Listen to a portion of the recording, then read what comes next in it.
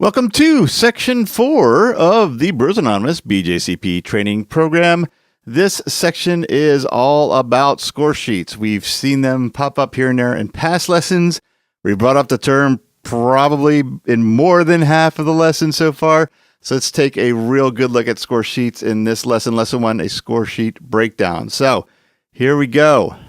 This is the full look at a BJCP score sheet.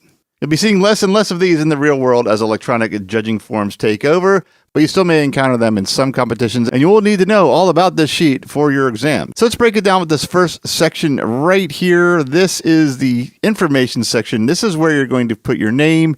If you have your judge ID, you're going to add that as well, and your email address attached to your BJCP account, or if you're not a BJCP member yet, an email account that you can be reached if the entrant has any questions about your score sheet. Typically, a competition will have the ability to print a label out that goes right into that dotted line area. So you just need to peel it off and place it on there. If not, then you will have to handwrite that in. Underneath that, you check off your rank. If you have taken your entrance exam but haven't taken your judging exam yet, you do have a rank. And you should know that because you should have already seen that lesson in a previous section. So I'm not going to repeat myself there.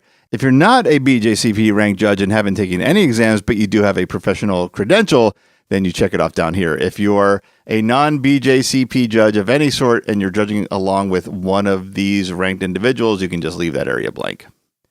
So moving on from there, we will also have to enter the details of the beer we are currently judging, and that is all in this section right here. We're going to put in the category 1 through 34. We're talking about beer. Cider and meads have their own category numbers.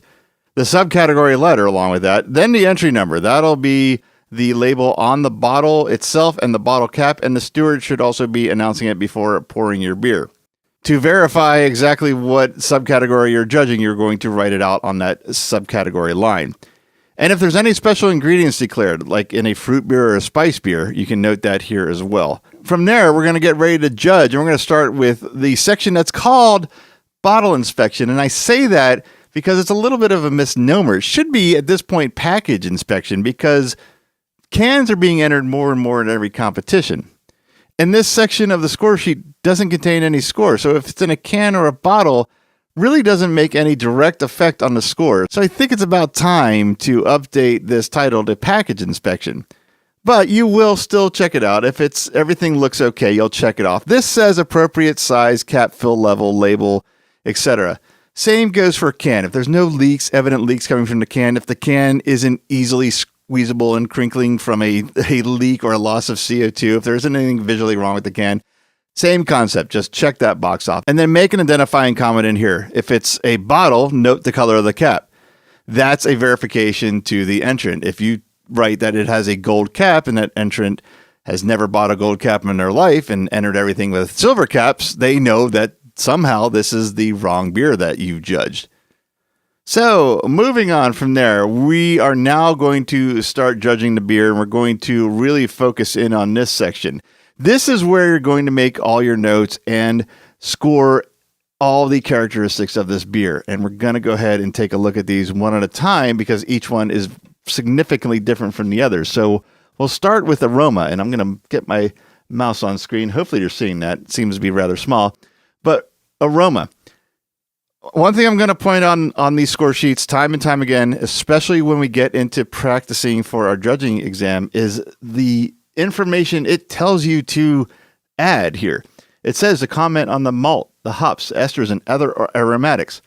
This is basically a cheat sheet for not only your judging sheet for this competition, but for your judging exam as well. If you mention everything on here, you are in a better position to get higher points for the completeness on your score sheet. So these are also on the BJCP exam score sheet. So go through them.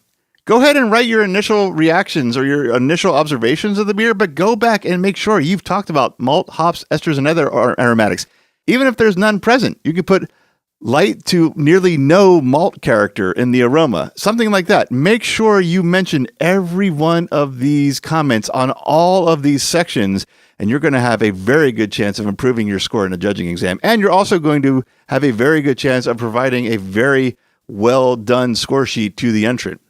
So back to aroma in general, it is worth 12 points, and it's up to you whether you're going to actually put the score in on your sheet now or later. And we're going to discuss that in a second lesson. That's not what this lesson's about. So let's move on here. Moving from aroma, we go down to appearance. And again, we're told exactly what to talk about: color, clarity, and head. And it even breaks down the components of the beer head, the retention, the color, and the texture. Make sure you mention something on every one of these in not only your exam, but do it in judging as well, because good score sheets are invaluable to brewers. So be a good judge and make sure you're very thorough and mention everything that's mentioned on this, or listed on this section, I should say. Appearance is a very low score compared to the other characteristics. It's only 3 points, which can be a little frustrating to a brewer, because getting a beer that needs to be crystal clear feels like it should be worth more than 3 points, but it is what it is. And we'll move on here now. So after judging appearance, we are going to judge flavor. Again, and I will point this out on every section, comment on what it's telling you to comment on: malt, hops, fermentation characteristics, balance, finish and aftertaste, and other flavor characteristics. I'll change it up a little bit here. Not only will I continue to mention that it's going to help your score in the exam and provide good feedback, but it's also going to make sure you don't miss anything. There could be a situation where you're trying to pinpoint what a particular flavor is, and you kind of just lose track of what you're thinking about when it comes to you, and you write that down, and you move on, and you forget to mention what the other characteristics are coming out like. So go back to this to make sure that you've thoroughly judged and evaluated and gave feedback to this beer. Let these comments, these, as I said, kind of cheat sheet pieces help you out in your entire process. Flavor is the biggest chunk of the score. Out of 50 points, flavor is worth 20 points. So this is the big one. This is why there's so many things to comment on. Moving out of flavor, we are going to mouthfeel. And again, it gives you a list of things to try to identify, or at least comment on, whether it's there or not. Comment on body, carbonation, warmth, creaminess, astringency, and other palate sensations. I will say, at least for me, and I think it's generally, maybe arguably accepted, this might be the toughest one to write descriptions for. But this is something, all of these, not just mouthfeel, we're going to talk about more in later lessons.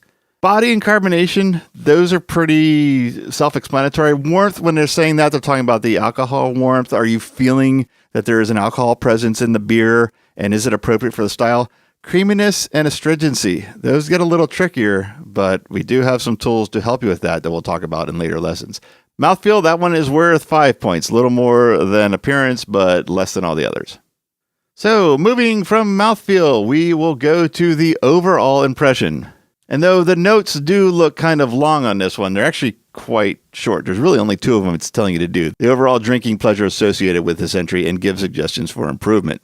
This is where you explain the finer points of how this beer matches style in all the categories above without repeating yourself too much. You may need to preface what you're about to say with why you're going to suggest what you're going to suggest. Like, I'll use an IPA as an example. Let's say the IPA had almost no flavor or aroma, or hop flavor or aroma. You'll want to say something to the effect of, the hop aroma and flavor was very light.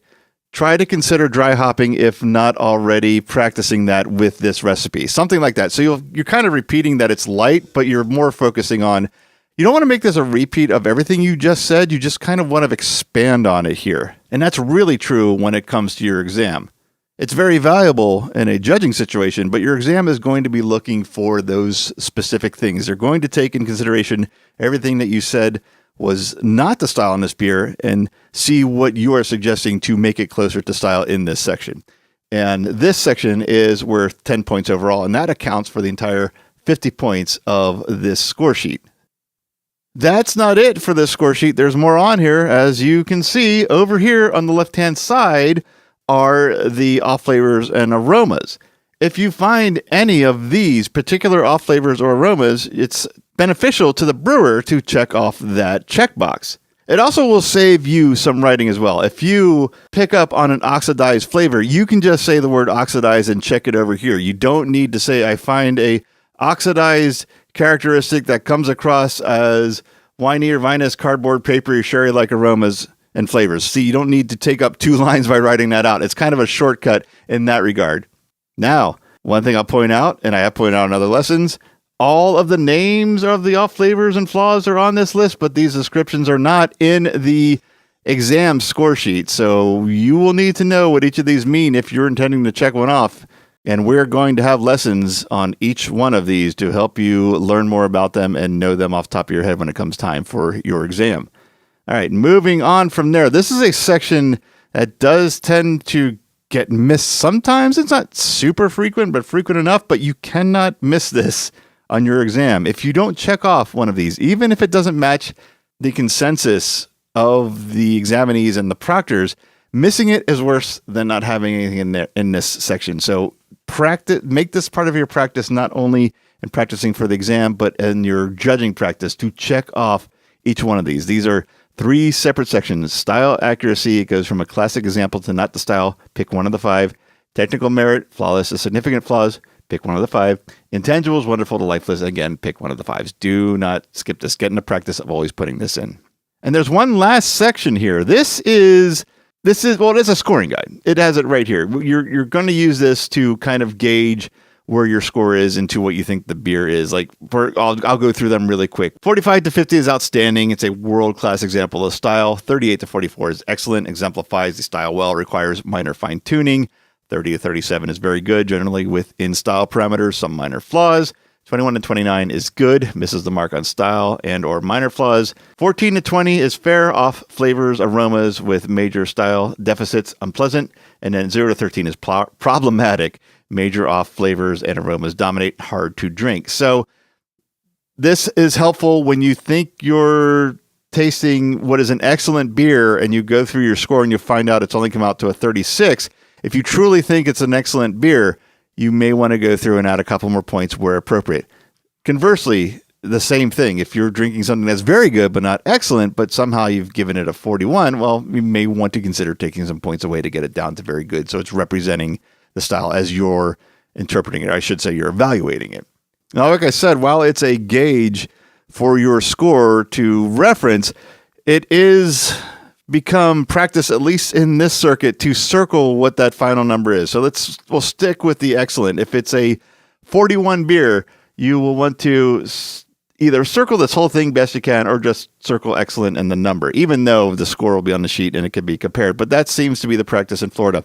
I did this for my judging exam. I don't think I got any points off if it wasn't supposed to be there. Again, a judging exam, the more that's on there, the better. So I would go ahead and circle them on the judging exam to make sure you are as thorough as you possibly can be. And I don't believe it'll hurt you. If I find out different, I will definitely update this video or put up a supplemental to correct. But I do believe in this case, it's not going to hurt you. It may not be helping you, but it certainly shouldn't be hurting you.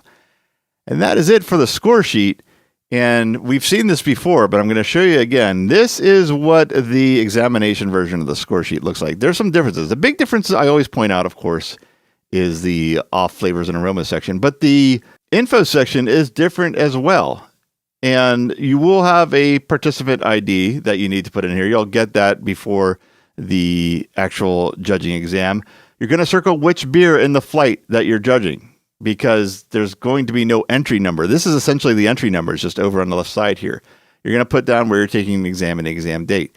You'll be told the category. For instance, if it is a ordinary bitter, they will say, judge this as an ordinary bitter, category 11A. So you put in 11 under category number and A in a subcategory. You also spell out the category. Even though that seems redundant, don't miss any opportunity to fill in information on the score sheet.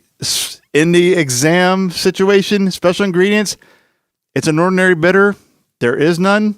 So you write none. Again, make sure you fill this out completely. The more you fill out, the more complete you are, the better your score is going to be. And we're going to talk about that a lot more as we go along. That's the breakdown for score sheets. So let's go on to the next lesson.